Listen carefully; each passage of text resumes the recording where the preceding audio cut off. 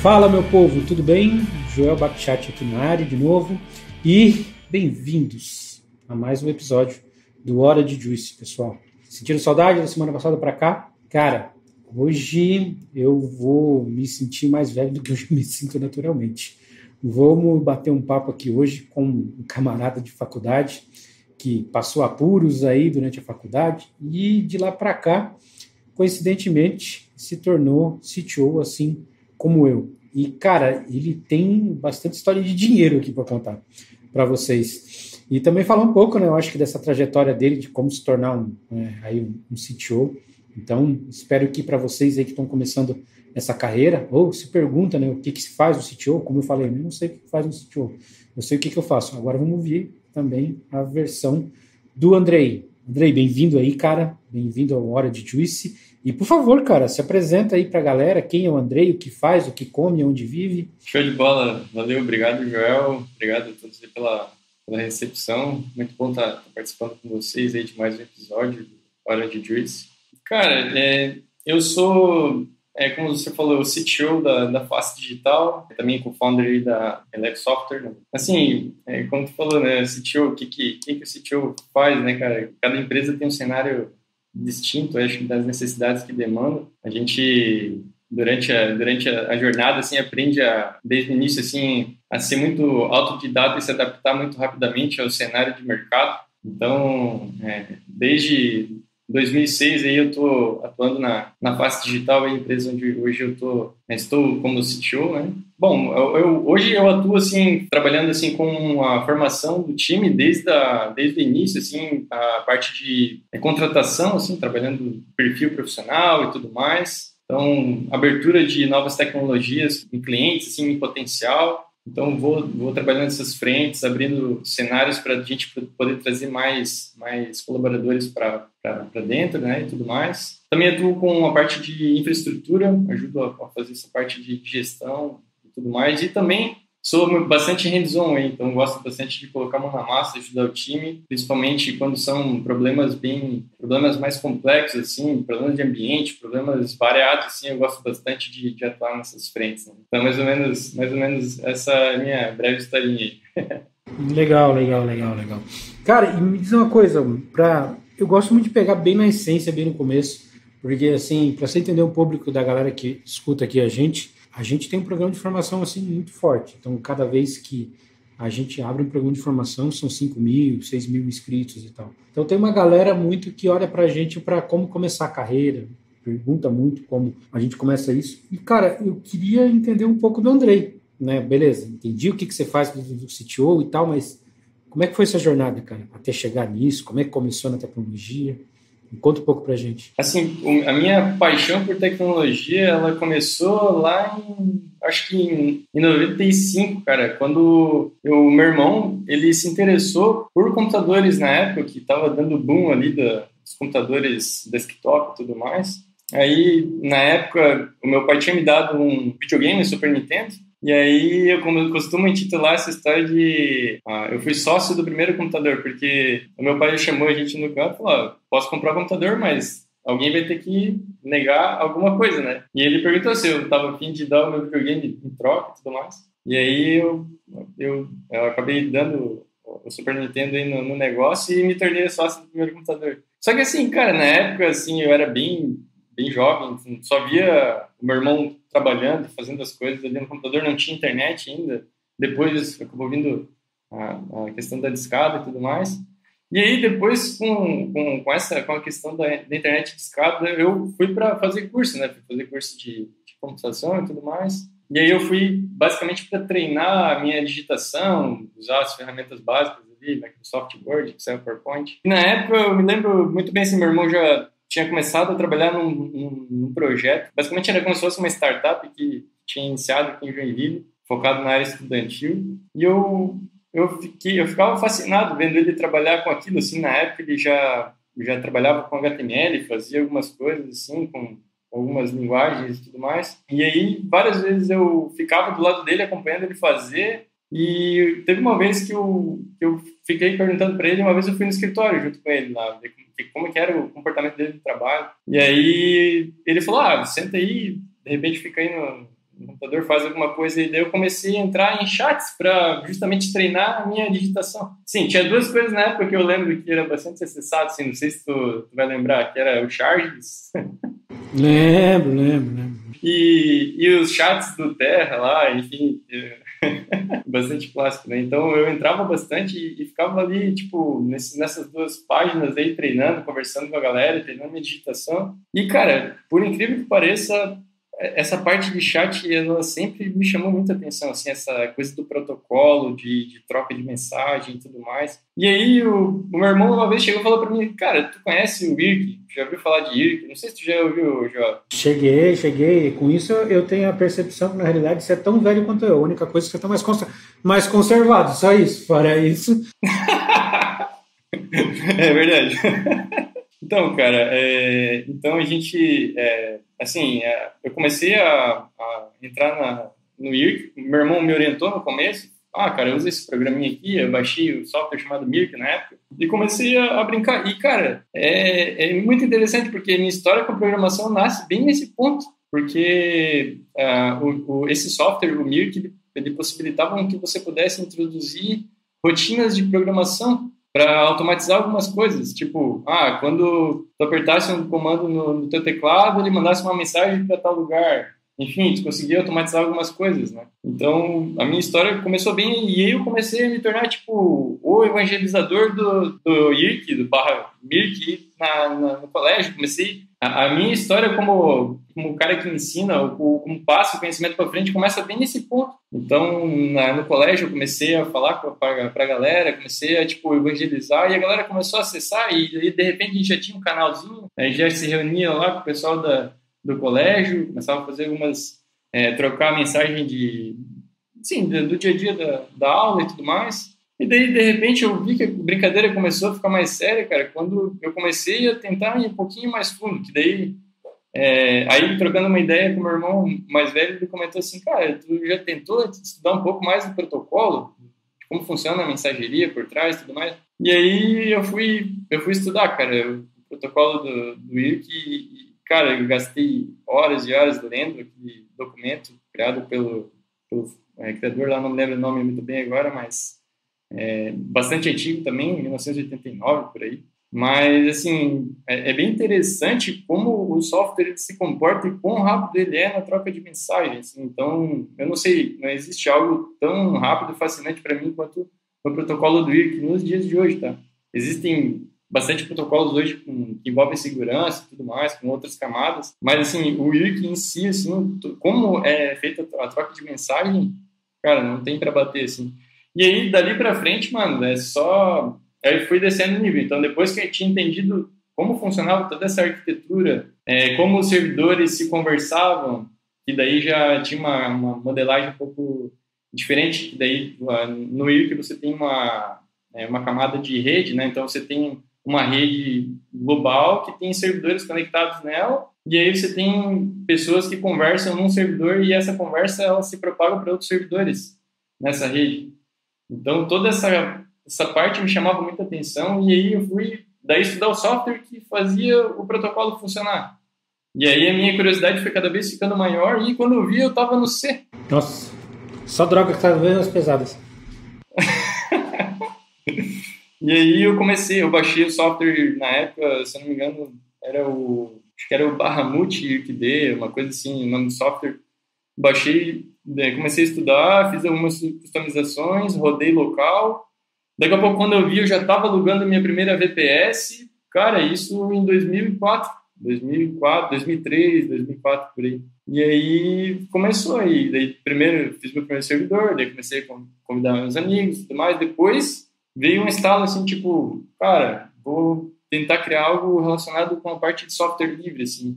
E a gente criou, eu com mais alguns amigos, a gente criou uma rede chamada openbrasil.org. E aí a nossa ideia era ser tipo uma free node do Brasil, assim, na época. E aí, cara, na época foi muito massa, a gente conseguiu reunir bastante gente boa, a gente criou softwares bem legais, assim, tudo relacionado nessa área, nesse ecossistema. E só foi aprendizado, mano, assim, tipo, esse networking criado com as pessoas que eu me envolvi, todo o conhecimento coletado durante esses processos, depois teve o boom das web rádios, não sei se tu lembra, Então, tipo, participei muito dessa parte. Então, cara, foi... Então, daí para frente, depois comecei a estudar outras linguagens, como o Perl, para criar mais automações, como criar robô para deixar meu nickname lá ativo na rede, para tipo, meus amigos verem que eu estou ativo 24 horas por dia, né? Que na época, quando era discado, não tinha, tipo, a DSL, né? Ficava 24 horas por dia conectado, né? Então deixava lá o meu nick conectado, quem mandasse mensagem, um dia depois, aí criava algumas automações em cima dele, né? Então o Perl me ajudou a entender um pouco melhor linguagens interpretadas, você entender mais como funcionava em linguagens compiladas, e depois disso aí, eu comecei a tentar me encaixar num cenário assim, cara, eu preciso para, sei lá, enterprise level, assim, preciso, hoje eu não consigo fazer dinheiro com isso, né? Tá, é só por diversão mesmo, né? E aí eu comecei a estudar, tipo, o PHP, né? Porque era o que tinha mais próximo do C para mim, e na época não tinha muito a abordagem orientada a objetos ainda, então ficava bem simples de entender. Comecei a criar algumas coisinhas. Me inspirei em vários amigos, aí o Júlio Monteiro, um cara que um amigo meu de longa data, uma inspiração para mim, assim, o Alan Facchini e várias outras pessoas aí que já estão há bastante tempo no mercado, e são caras que foram inspiração para mim no começo. O Gabriel Córdova já também me ajudou muito na época de todo esse aprendizado e criação de rede aí. Então foi bastante aprendizado e, assim, nada foi jogado fora, sabe? Tudo tijolinho que foi colocado, e hoje eu vejo assim, cara, que massa, assim, todo esse conhecimento obtido, e eu vejo, assim, que na época eu tinha vários amigos que, sim, acabavam não investindo bem o tempo, né? Ou ficavam, tipo, jogando direto, fazendo outras coisas.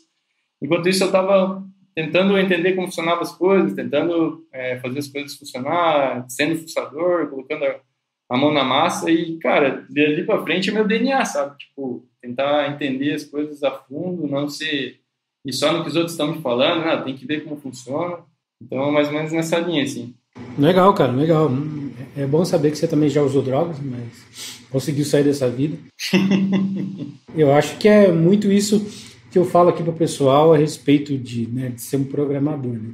Eu acho que todo mundo hoje quer ser programador por causa do dinheiro e tal, mas, assim, essa mentalidade eu acho que é uma coisa que vai diferenciar e vai se despontar quem realmente, sei lá, for seguir com um cargo de CTO, de tech leader e tal. E realmente, assim, eu acho que é uma área que pode frustrar muitas pessoas se você não tiver esse tipo de perfil, sabe? Se você for estudar programação só para ter a profissão, só para realmente ganhar dinheiro, eu acho que, assim, a chance de você se frustrar é muito grande, porque você vai ter que estudar muito. E se você está estudando uma coisa que você não curte, né, cara, você vai ser um poço de frustração. Não adianta se apaixonar só pela grana, pelo glamour, até porque eu sempre costumo brincar que o desenvolvedor de hoje em dia é o jogador de futebol, né, do século XXI, né? Então é um cara que tem muito poder aquisitivo, muito cedo, né, e o cara não tem muitas vezes a mentalidade de o que fazer com isso ou com a carreira, né? Na verdade, eu até já costumo comentar, cara, que, assim, existe um gap, cara, uma lacuna hoje que a gente está tendo muita gente que tem o perfil, assim, faz o que foi pedido e, assim, existe uma lacuna ali entre a entender exatamente o valor entregue, percebido pelo cliente do outro lado, e o programador fazendo o que precisa. E muitas vezes, assim, as pessoas estão com um gap de ler e entender exatamente o que foi acordado e entregar aquilo efetivamente com qualidade, sabe? Então, eu costumo dizer assim que, beleza, a gente está tendo um boom de programadores, está crescendo essa área, mas, cara, e essa lacuna aqui de gente que entende e se importa com o negócio? Essa lacuna aqui que vai passar exatamente a demanda pro programador?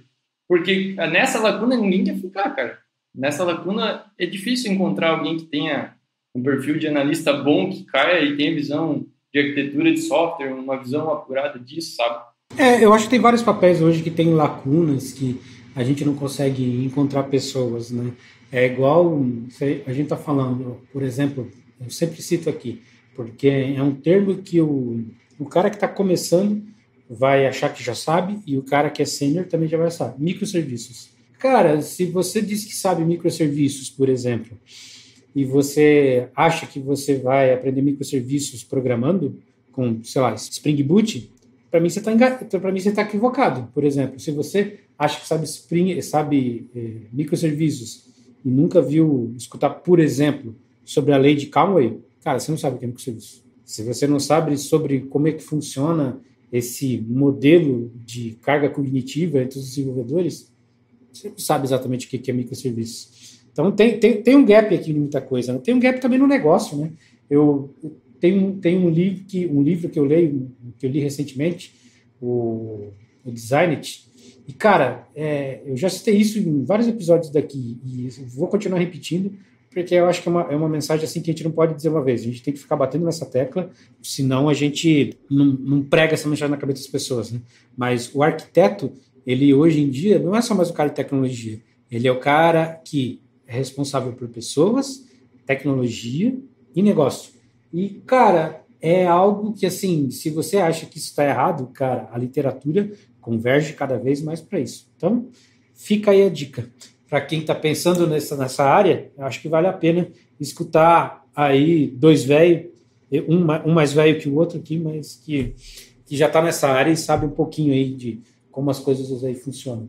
Mas, bicho, eu quero escutar essa parte aí. Na realidade, assim, antes de escutar a parte do dinheiro, eu quero entender. Você está na face desde 2006, você falou. Eu não sabia que era tanto tempo. Não sabia que era tanto tempo. Mas, cara, me fala um pouco da face digital, o que fazia e faz, você ainda faz a mesma coisa? Isso aqui é uma história bem interessante também, tá, João? Porque, assim, é legal estar todo esse tempo na empresa porque a gente vê a tecnologia mudando o comportamento ao longo do tempo, apesar de que, né, o Foundation nosso sempre ficou desde quando eu entrei com a proposta, mas eu vi a empresa mudar muito o comportamento dela durante esse período, assim, para se adaptar às demandas de mercado. Então, assim, falando rapidamente, né, só como que eu cheguei na face, né, depois de toda essa jornada ali que eu comentei contigo de que eu preciso ganhar dinheiro de alguma forma, preciso fazer dinheiro, fazer minhas horas valerem a pena, né? Então, eu comecei a mandar currículo para algumas empresas e tudo mais. E aí, a primeira empresa que me chamou, não consegui entrar, porque não tinha o perfil adequado para a época. Assim. Até meu gap era muito relacionado a banco de dados, assim, não tinha conhecimento de join e tudo mais, a questão de como fazer operações ali em banco. Enfim, não entrei por conta disso. Daí, eu mandei para a Face Digital. E aí, hoje, o meu CEO, hoje não, na época, o meu CEO me chamou para conversar. E aí, cara, eu jurava que eu não ia conseguir, assim, essa vaga, até porque eu era, assim, bem jovem até na época o Marcelo chamou meu pai para conversar e tudo mais. E aí, no fim, deu certo, assim, comecei a trabalhar, assim, eu entrei para iniciar um núcleo de desenvolvimento web. Assim. Na época, a proposta da Face Digital era design com tecnologia aplicada. Então, era uma empresa que nasceu com essa vertente, assim, sabe? E aí, com o tempo, a gente começou a migrar, porque, assim, dentro dessa ideia, a gente acabava tendo e passando a visão para todas as pessoas que a gente era mais como uma agência, a gente era uma agência digital. E a gente fazia de tudo, cara, tipo, fazia jingle, fazia comercial, fazia aplicações em Flex, tudo que tu imaginar. Então, com o tempo aí, e mais recentemente, a partir de 2013, a gente começou a reduzir esse leque e a gente se tornou tecnologia com design aplicado. Então, a gente trouxe a tecnologia para o nosso core e reposicionou a nossa marca. Falar, cara, nós somos uma empresa de desenvolvimento de sistemas, né? Então, a gente trabalha hoje, né, com desenvolvimento de software customizado. Então, tipo, tu é uma startup, tu tem uma ideia, sei lá, tu controla algumas coisas em planilha e tu deseja fazer essa planilha se tornar viva, que tenha permissionamento, que tenha regra de perfil e tudo mais. Cara, a gente consegue resolver esse problema. A gente te dá o caminho para tu conquistar o sucesso do teu produto, né? Tem vários cases que a gente já ajudou e conseguiram alcançar sucesso também. Então, tem... desde desse shift que a gente fez, foi muito bom. E a gente ajudou vários negócios e conseguiu alavancar vários outros, assim, tipo, produtos de consultoria, conseguiu ajudar empresas de tecnologia também a dar o próximo passo em alguns produtos internos e tudo mais. Então, foi muito importante esse shift na pegada como empresa, assim, sabe? Então, é mais ou menos... hoje, o que a Fast faz é desenvolvimento de sistemas customizados e também a gente também desenvolve aplicativos, né? Hoje a gente trabalha mais com Flutter, né, para a parte mobile. E uma característica bem interessante também que a gente, no desenvolvimento do software que a gente faz, a gente trabalha com um processo de sustentação, onde o cliente consegue ter uma garantia estendida do produto que ele está contratando, né? Então, a gente entrega uma experiência com o portal do cliente, onde ele consegue abrir chamadas, ter todo o tracking ali por dentro e tudo mais. Então, é bem interessante. A gente demorou não, a gente, dentro do nosso ciclo de vida, nesse shift, a gente conseguiu desenvolver e criar camadas para poder tornar essa experiência para o cliente mais atraente, sabe? Então foi bem legal, assim, toda essa jornada. Até, inclusive, eu ia te perguntar sobre essa questão do Flex. Não sei se tu chegou a pegar o boom dessa época também. Chegou a trabalhar? Peguei. Então, eu ia te perguntar aí, vendo o boom de algumas tecnologias pontuais, será que muita coisa não parece muito familiar com esse boom dessa época, assim, de, cara, vem algo que deslancha, assim, todo mundo migra para essa tecnologia e, de repente, morre. A minha pergunta é assim, tipo... Como tu vê esse cenário, assim, de, todo mundo só quer aprender um framework, assim, eu quero se tornar um especialista nesse framework aqui, mas não estudo foundation, assim, tipo, como que esse negócio funciona por trás? Então, tipo assim, como que tu vê essa galera que está estudando coisas muito específicas, assim, a camada muito alta, sabe? E quando isso acaba, né? Qual que é o próximo passo? Né? Eu acho que eu posso dar um próprio exemplo, né, do que se dá mal nisso, né? Eu sou certificado Flex 3. Cadê Flex? Poxa, não imaginava, cara. Sou certificado Flex 3, assim, cadê Flex? Tirei certificação e tudo. E, cara, eu acho que, assim, é legal você estudar os frameworks novos, com certeza. Mas nada substitui a fundação. Pode parecer papo de velho, mas, cara, não foi só o Flex que a gente viu morrer, sabe? Tem tanta tecnologia que a gente viu morrer. E se você amarra a tua carreira numa tecnologia, cara, a chance de você se dar mal é muito grande. Porque, assim, COBOL não é a regra, cara. COBOL é exceção. Java é exceção. E você não pode ficar estagnado demais nessas coisas. E por isso que até reverbera conforme o comentário que eu falei antes. Assim, cara, para você ser um desenvolvedor, você tem que gostar de programar. E gostar de programar não é saber o framework, assim. Então, que nem, por exemplo, você quer ser um cara de JavaScript? Beleza, cara, mas entenda muito bem o JavaScript para depois se pensar pelo React. Até porque, assim, eu vejo também pessoas que falam assim muito, cara, eu cansei de ser desenvolvedor de CRUD, não sei o quê. Não, beleza, cara. Tem muita vaga aqui, realmente, muita coisa hoje em dia que é desenvolvedor de CRUD.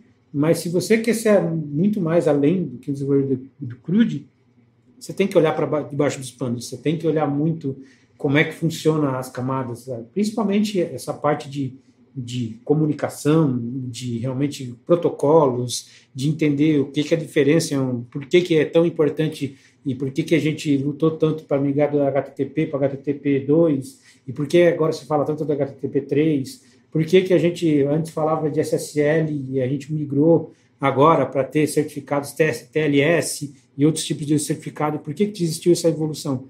Porque, assim, cara, o desenvolvedor sabe muito da linguagem, mas, assim, tem todo um ecossistema em volta, né, um ecossistema por volta, que se você se foca só muito na linguagem, cara, é difícil você se despontar, é difícil. Até porque, assim, o salário de desenvolvedor, por exemplo, se você seja um mega desenvolvedor Flutter, ou sei lá, você seja um mega desenvolvedor React e tal, não sei o quê, cara, mesmo assim, mesmo isso tem um teto.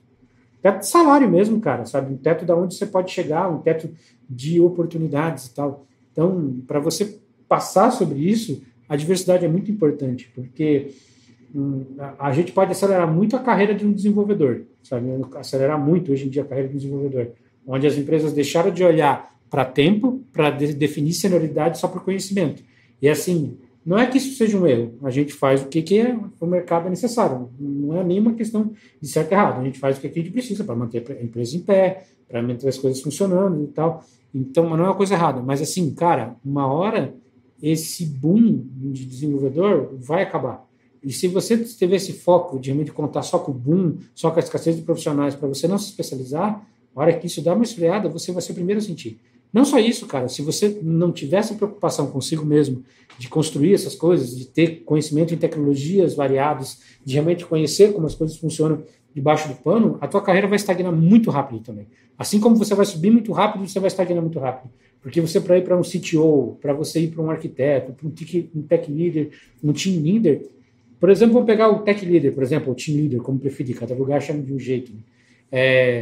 Você não vai para um lugar desse conhecendo uma linguagem, ou duas, ou três. Você vai conhecendo algumas linguagens, você vai conhecendo também uma coisa muito de ecossistema, de sistema operacional, de processos, e também, cara, hoje em dia, de conhecer muito pessoas. Porque, como eu falei, cara, nenhum time vai querer te ouvir, nenhum time vai querer te escutar se você não sabe lidar com pessoas. Se você é aquele, por exemplo, desenvolvedor da época do Andrei, que abaixava a cabeça, ficava no quarto escuro desenvolvendo extensão para o Mirk. Acabou, isso não existe mais, né, cara? Hoje em dia, o tamanho dos produtos que a gente desenvolve proporciona que a gente tenha que desenvolver equipes, porque não tem mais condição de se desenvolver algo sozinho, né? Como eu falei ali de microserviços, lei de Cowen, que é uma lei de 1970, elas são aplicáveis hoje justamente porque a gente cresceu para esse mundo digital, né? Inclusive, o nome da face digital é fantástico, né? Porque, cara, o digital hoje está por tudo, né? Todo local. Então, é isso que eu acho, cara. Se você foca só uma tecnologia, ou você aprende o React da vez aí da vida, você tem uma boa chance de logo você acabar aí se frustrando. Até porque não tem, né, cara? Já não é mais, quer dizer, já não é não assim, mas é igual você passar Node. Cara, já tem o Deno. Todo mundo está falando que daqui 2 anos o Deno vai dominar. React, cara, não tem mais React só, né? Agora tem o Next, né? Tem o Next.js lá e tal. Então, assim, sempre vai estar mudando, cara. Sempre vai estar mudando. Eu nem apostaria todas as minhas fichas só no mercado JavaScript. Talvez seja um ótimo mercado para você começar, mas eu não penduraria toda a minha carreira em cima do JavaScript. Não, perfeito. Acho que a tua visão tua visão é a minha visão. Mas, cara, e agora eu queria saber que, tipo assim, cara, você é o cara da grana, é isso mesmo que me falaram, tá certo? A produção me passou aqui, disse que tu é o cara do dinheiro, é isso? Não é exatamente isso, né? Mas, enfim, a gente tá estudando formas de... Assim, o meu objetivo com o mundo de blockchain e tudo mais, aí, criptomoedas, né, é entender realmente como funcionam as coisas. De novo, né, ser early adopter de tecnologias mais sustentáveis a longo prazo, assim. Então, tipo, o que eu ia te comentar contigo é que a minha experiência, assim, né, nesse mundo de blockchain e tudo mais, começou em 2017. Não sei se tu chegou a pegar ali o boom que teve e tudo mais. Infelizmente, eu demorei demais para tomar decisão, né? No início do ano, vou investir, vou colocar uma grana aqui em Bitcoin. Daí demorei. Quando eu vi, já perdi o bonde. Daí, quando eu comprei, sabe onde é que estava? Lá no topo. E aí, era o topo da época, né? Hoje já não é mais o mesmo. Então, se eu tivesse mantido isso, de repente, teria ganhado alguma graninha, né? Mas, enfim, aconteceram algumas coisas da exchange que eu comprei e não tinha... Aí fica a dica, tá? Para quem comprar criptomoedas em casas de câmbio aí no Brasil ou fora, não esquecer de ativar o segundo fator de autenticação ou até mesmo usar outro tipo de carteira digital para poder guardar os ativos, né? Que é muito importante. Na época que eu usei uma exchange que não tinha essa feature e, infelizmente, acho que vazou a senha de algum lugar e conseguiram transferir meus bitcoins que eu tinha, poucos bitcoins que eu tinha. Na verdade, assim, antes disso acontecer, daí vem o ponto que eu ia comentar, que é assim, eu tive uma experiência que era assim, eu achava, na época, meu entendimento sobre o Bitcoin especificamente era assim, cara, isso aqui é o futuro, é incrível, eu vou usar para... Daqui eu vou comprar outros ativos. Daí começou a surgir um monte de projeto, eu falei, cara, vou apostar nesse outro aqui. Daí eu peguei um pouquinho do que eu tinha e mandei para outro lugar. Cara, quando eu fiz essa transação, que eu olhei o quanto eu transferi e o quanto eu paguei de taxa, eu falei, caramba, mano, não é possível. Não é possível que isso aqui é o futuro. Porque, assim, para quantias baixas, eu cheguei a pagar um absurdo de taxa. Então, daí para frente, cara, eu comecei a focar mais em coisas que tinham um fit com a minha pegada, assim, que essa parte de sustentabilidade. E aí eu comecei a ver projetos que têm essa vertente, assim, de ter a pegada de carbono mais diminuída e tudo mais, o consumo de energia ser um consumo de energia mais ser mais coerente, né, com o modelo que a gente está crescendo em direção a uma agenda de sustentabilidade de 2030 e tudo mais.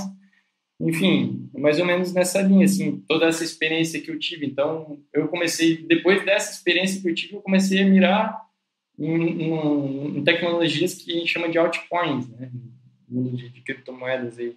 A gente tem o Bitcoin, que é a principal, e tem as altcoins, que são as criptomoedas alternativas para quem investe.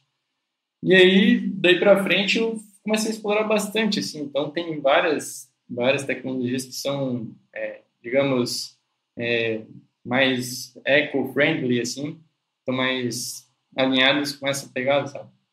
Então, mais ou menos é isso, assim. Não sou o cara da grana, mas é um pouco do que a gente tem visto, estudado e, assim, até uma parada bem interessante que eu escutei algum CEO comentando sobre isso, que, não sei, na época que a gente teve o início aí dos programas peer-to-peer de transferência de arquivos, lá no começo, lá não sei qual foi o primeiro que tu usou aí, já, só para eu não pagar mico sozinho aqui.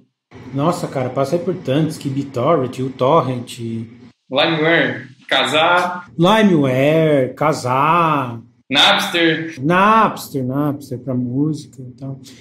O pessoal assim, né, cara, tipo, a gente sente saudade porque é velho, mas realmente era ruim, sabe, na época. Eu me lembro que, às vezes, nessas conexão de escada que tinha, o pessoal hoje vê clipe no YouTube e tal, acha ruim ter propaganda de 14 segundos. Meu amigo, eu esperava uma noite inteira para assistir um clipe, para baixar um clipe para assistir. E não era tipo assim, eu tinha que abaixar para minha máquina e assistir.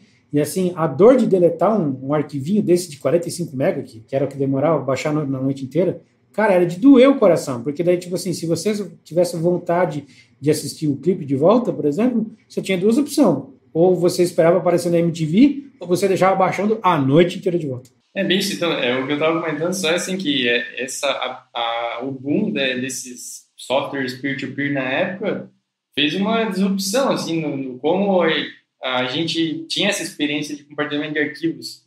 Então, toda essa movimentação que o próprio Bitcoin causou desde 2008 para frente, cara, revolucionou o mercado, tanto que são mais de 14 mil criptoativos aí que tem, que você pode escolher e... Quanto? Repete, Andrei. Quantos tipos? Mais de 14 mil. Criptomoedas? Aham. Cara, eu não fazia ideia. É sério isso? É sério. E, na verdade, assim, é uma base que eu tiro olhando para um site chamado CoinMarketCap, lá onde você tem a relação de todas as criptomoedas, tokens e tudo mais. Ali tem vários tipos. Ele tem NFT, tem DeFi, tem cada segmento tem uma parte específica ali, né? E tem coisas que até nem estão ali dentro, são projetos que estão começando agora, enfim. É bem louco, assim, porque tem projetos de blockchain que permitem fazer emissão de tokens dentro dele, assim como o Ethereum, né, por exemplo, o próprio XDC, que é um outro token aí que permite fazer isso, XRP também é um outro token que permite fazer isso. Enfim, tem vários tokens assim que são interessantes de dar uma olhada, porque eles têm muito a ver com o que pode estar vindo por aí na sequência de um assunto que é bem interessante, que é como o cenário de interoperabilidade entre sistemas bancários e também a conectividade com todo esse ecossistema novo que nasceu e está se tornando cada vez mais maduro, como o de cripto, vão se conectar, né? Quando esses dois mundos vão colidir, o que vai acontecer, né? Então, é bem interessante quando a gente cruza esses dois mundos, porque hoje o mundo de criptomoedas aí tá, não sei, pela última vez que eu vi, estava em 3 ou 4 trilhões de dólares. É muito cedo, né? Para a gente dizer assim que isso é o teto, que é o limite. Tem muita coisa para avançar, tem muito capital que vai entrar ainda. Mas se tu for pegar toda a grana sei lá, do que rola de trade finance do global e tudo mais, cara, 4 trilhões não é nada. Então, é bem cedo mesmo, assim, sabe? E deixa eu tentar entender um pouco aqui contigo. Porque, geralmente, falando de tecnologia, todo mundo que fala criptomoeda fala que, né, uma das melhores coisas que a criptomoeda fez para a tecnologia foi desenvolver esse conceito de blockchain, né, para o blockchain. Fora o blockchain, cara, você vê alguma coisa assim no mundo da tecnologia, além dos tokens, que a pessoa pode começar a dar uma brincada em casa, uma coisa que o pessoal pode começar a olhar, os tokens pode também ser uma dica, por onde o pessoal pode começar a olhar para alguma coisa, mesmo do blockchain, ou alguma coisa que você acha que está envolvida aí nesse mercado, e a galera também pode dar uma brincada? Legal, cara. Eu acho que tem várias coisas assim que são interessantes, que não tem a ver só com essa parte que envolve finanças, né? Porque a parte financeira é o que todo mundo está tentando resolver, né? É o foco do momento, assim. Obviamente, a tecnologia do blockchain, ela revolucionaliza qualquer tipo de negócio, né? Assim, a gente olhar assim, né, para um nicho específico no setor de compra e venda de imóveis, por exemplo. Poxa, cara, por que não, assim, com a tecnologia do blockchain, o cartório pode ir tudo para essa tecnologia, né? Sim, não existe mais aquela coisa de ter o contrato, ter um negócio que desde 1900 lá vem chumbada lá, feito à mão, mantido durante o tempo e tudo mais. Tem todo um custo de armazenamento e tudo mais. Então, esse tipo de tecnologia consegue resolver esse problema que hoje ainda é mantido muito numa camada centralizada, sabe? Então, o blockchain vem para trazer a descentralização para isso.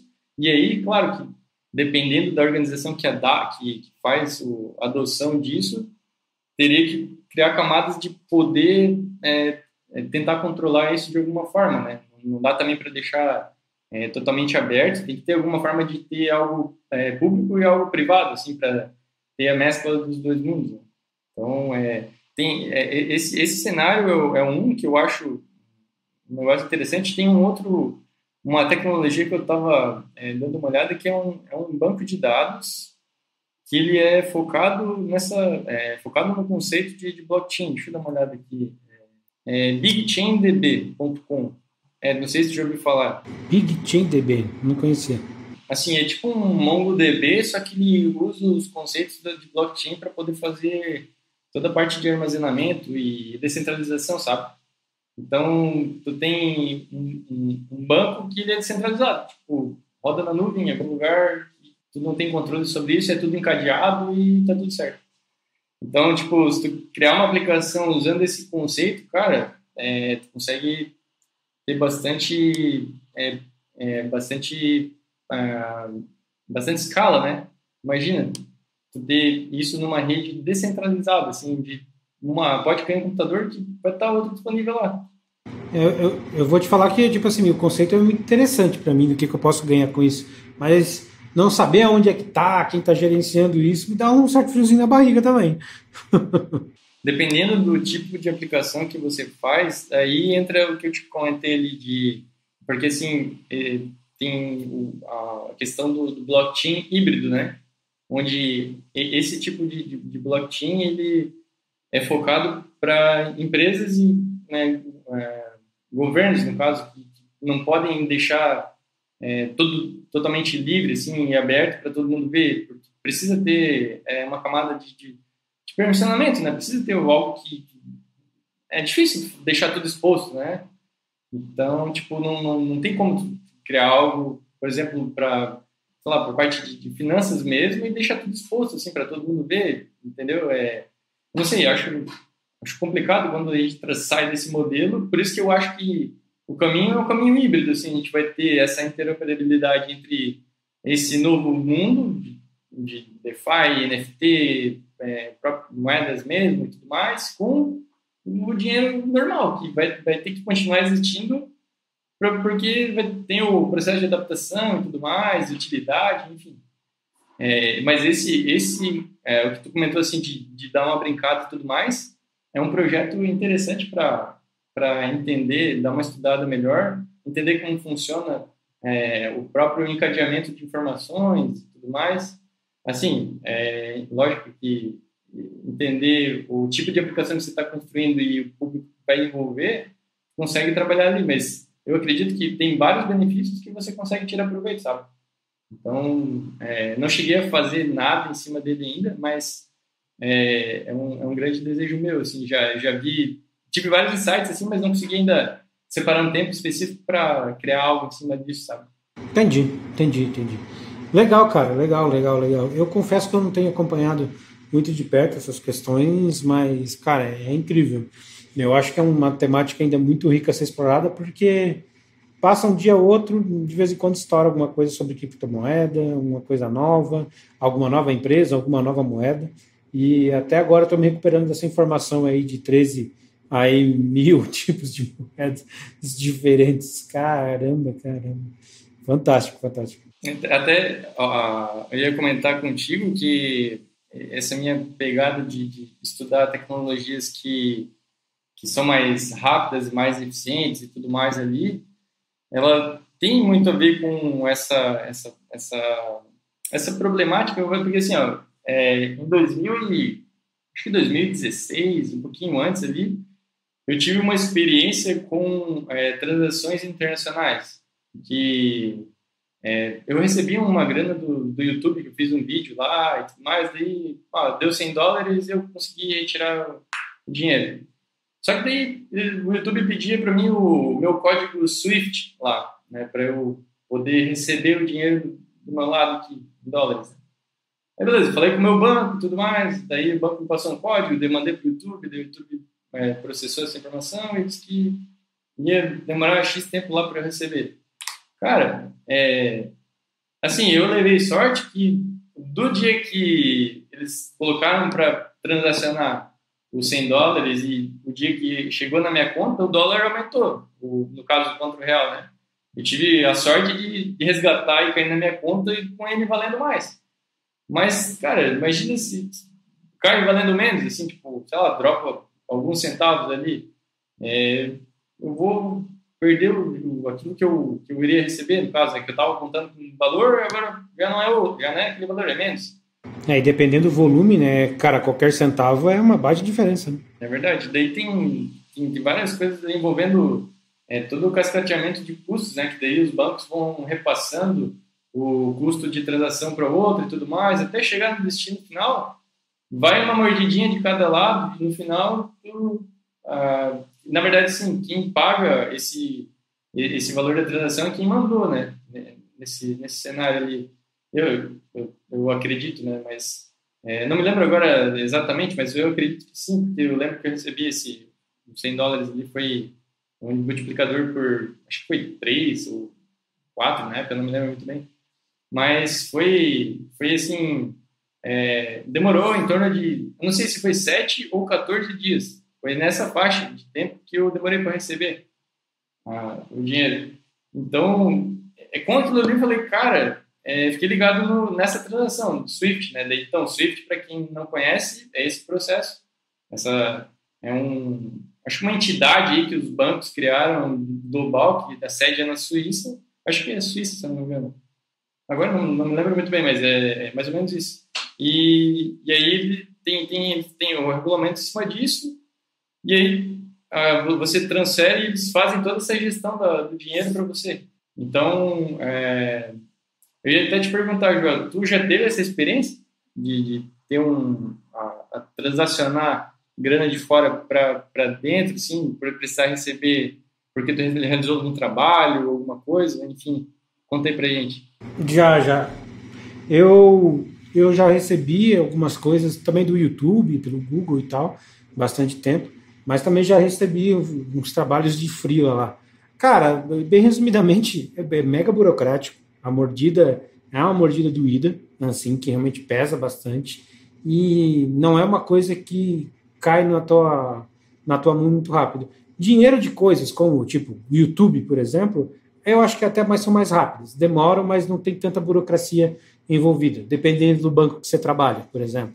Essa questão de financeiro ainda, de mudança de países, cara, tem muito espaço para você ainda evoluir quando essa questão de transferência. Claro que operações como cartão de crédito, essas coisas não tem nenhum mistério, mas você realmente fazer um pagamento de um boleto, ou você receber um boleto ainda, tem muito espaço para evolução, cara. Não é algo que é simples, não é algo que é rápido, e talvez aí as criptomoedas, talvez os blockchains sejam algo que vão aí ajudar a gente a melhorar.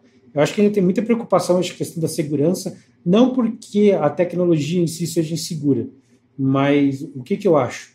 Você proteger a tua carteira hoje em dia de criptomoedas ainda, eu acho que também é uma coisa que a gente tem que muito evoluir. A gente ainda é muito dependente de um login e uma senha, cara. E se você perder aquilo, aquela chave da tua carteira, é alguma coisa meio que sem volta. Então, assim, quando eu penso em massificar isso aí para uma galera, eu acho que a gente tem muito que evoluir e ainda tem que queimar muito cérebro para essas coisas se tornarem mais fáceis. Mesma coisa vale para as operadoras ainda, né? A gente ainda não tem algo muito extremamente regulamentado e aí é comum a gente ver essas operadoras simplesmente nascer do nada, né? Aparecer do nada e também sumir do nada. Né? Até o próprio Fábio Akita, né, da CodeMine 42, se aventurou por isso e tal, tem muita coisa para contar assim no canal dele.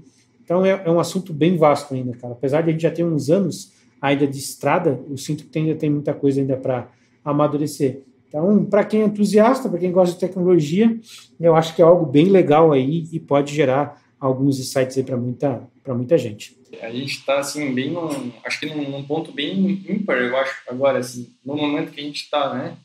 Porque a gente vê várias criptomoedas, vários tokens surgindo o tempo inteiro e começou, eu acredito, tá ficando um negócio assim, né, pô, tu ficou assustado quando soube ali da quantidade. Imagina, tu pode começar um projeto agora, fazer um fork de qualquer projeto ali, sei lá, um Bitcoin da vida, fazer um fork e começar um cripto, e começar a fazer tudo que o Bitcoin fez e fazer a tua própria cripto. E como as pessoas começarem a investir e tudo mais. É um negócio simples, não é? Mas pode fazer. Não existe essa questão da regulamentação que você comentou, é perfeito, porque eu acho que a gente está exatamente nesse cenário, sabe? Vindo agora alguma coisa que tenha esse ponto de partida para dizer, cara, para se tornar realmente, de fato, algo que vai ser interoperável, que vai conseguir se conectar com outras redes e tudo mais, que a gente vai conseguir reunir o novo mundo e o velho mundo, eu acho que, assim, precisa desse estalo aí de alguma entidade, alguma coisa, sei lá, que hoje consegue regulamentar, né, sei lá, muita das coisas que os Estados Unidos está puxando e tudo mais, mas, enfim, até a gente ter esse estado, eu acredito que a gente está muito perto de ter isso. A gente está bem nesse tempo, cara, que pode mudar a vida de bastante gente, assim, sabe? Não ter, que nem eu falei, os 3 ou 4 trilhões de market cap ali, de capital de mercado ali que tem hoje no mercado de cripto, é só o começo, porque, cara, sei lá, pode ser 100 trilhões, daqui a pouco 1 quadrilhão, sei lá. A partir do momento que o velho mundo começa a entrar para dentro disso e isso começar a ser interoperável, as pessoas começarem a ter tração e adoção, cara, como eu falei, a gente está bem no comecinho ainda. Então, acertar no projeto e ser firme, né, consistente, entender onde está investindo, é muito importante, tá? É isso. Se for entrar numa cripto, entender certinho, não ir muito na onda dos outros, assim, pegar, estudar, ver aquilo faz sentido e, enfim, ter muito cuidado com dinheiro. Né? Com certeza. Agora, Andrei, assim, só para a gente finalizar, cara, eu queria pedir para ti aí deixar as tuas redes sociais aí para a galera. Quem quer ser um hacker de cripto, pode procurar o Andrei aí, ele vai explicar tudo para todo mundo. E também, cara, deixar meu muito obrigado aí por ter espalhado esse conhecimento, né, dado a tua visão aí de carreira. Eu gosto muito de trazer pessoas que chegaram nesses cargos, que passaram por uma carreira de desenvolvedor, para iluminar um pouco desse caminho para essa galera entender e desmistificar alguma coisa. Afinal, para mim, eu sempre encaro que para a gente que é desenvolvedor, tem muita coisa que parece óbvia, mas realmente para quem está querendo migrar ou começar essa carreira, não acho que é óbvio. Então é sempre bom trazer pessoas para falar de suas carreiras. E, cara, deixar um espaço aí para se você quiser mandar um beijo para a Xuxa, para a mãe, para a avó, aí fica à vontade, cara, a palavra é tua. E mais uma vez aí, obrigado, cara. Show de bola. Cara, eu que agradeço, foi sensacional aí trocar essa figurinha contigo aí, já realmente estava com bastante saudade de bater esse papo, de trocar essa ideia. É massa ter trocar essa ideia com quem lembra de coisas que são nostálgicas, assim, né? Tem aquele barulhinho da escada lá, me arrepia de vez em quando, um comercial outro que usa. Mas, cara, realmente foi muito bom mesmo, e parabéns aí pelo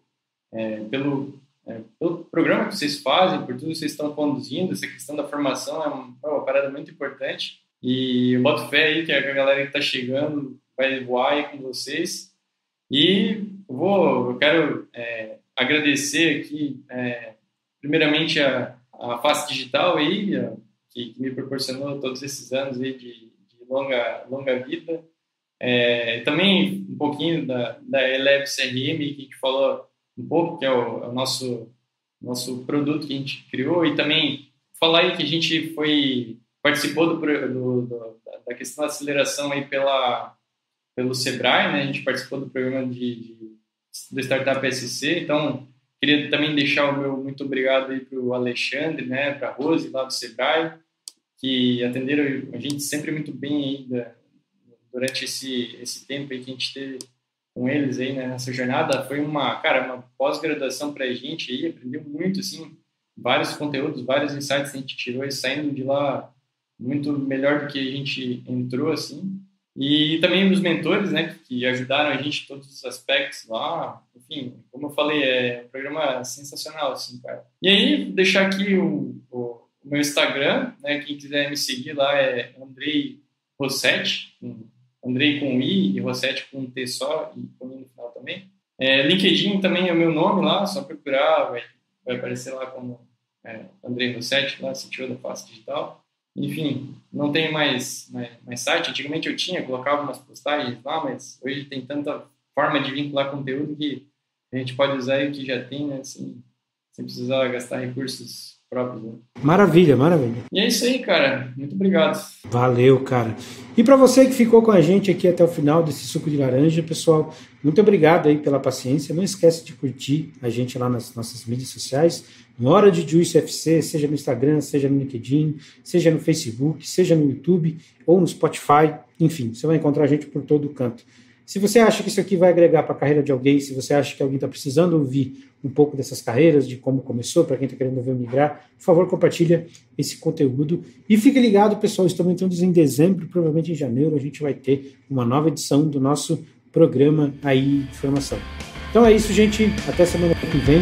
Valeu!